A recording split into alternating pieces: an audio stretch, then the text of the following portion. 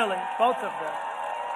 Kelly is a relentless advocate for Georgia farmers, and she has fought tirelessly to get them relief in this pandemic. And by the way, her husband is a fine man who's one of the most respected men in the country. I want to tell you that. I want to tell you that. He's a great man. He's a great gentleman. At the urging of, if you're successful today, it's supposed to be a bad thing. No, I think it means you're smart sometimes, right? He's a smart guy, but he's a great guy. He's a great man.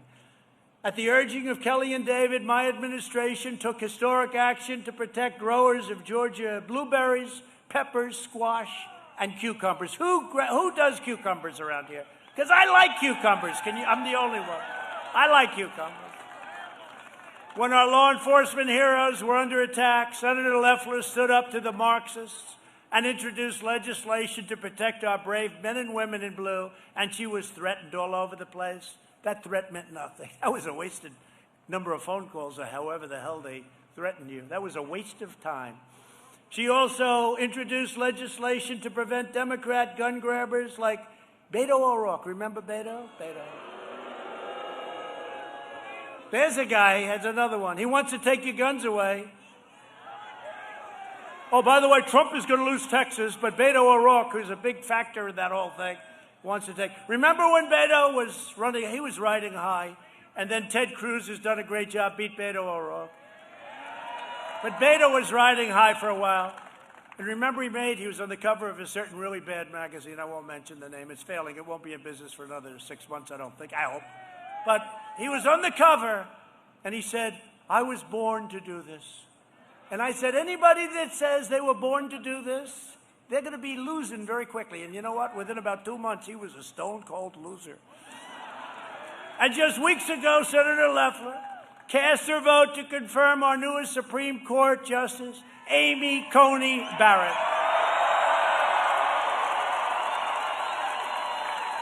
They both did, by the way. They both did. I can't leave David out of that one. Kelly's opponent, Raphael Warnock, is a dangerous extremist who is radically opposed to your values. He said he believes that, quote, nobody can serve God and the military. Oh, really? An appalling statement that dishonors the memory and generations of American heroes who fought for God and for our country. Raphael Warnock has openly declared his support for socialism, and he has even praised Marxists all over the world. He once hosted the barbaric communist dictator Fidel Castro. He likes Castro. I think he was a good man. He was a good guy, he said. He falsely slandered patriotic Americans as racists. He called police officers gangsters, thugs, and bullies.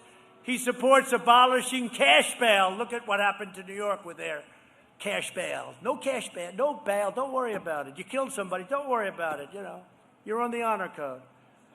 And he's declared, quote, open up the jails, free the violent criminals, and prey on Georgia, families, children. No, you can't do that. This is not for Georgia, I'm telling you. It might be for some places, and I tell you that too. This is not for Georgia. I think Raphael has to move to another state.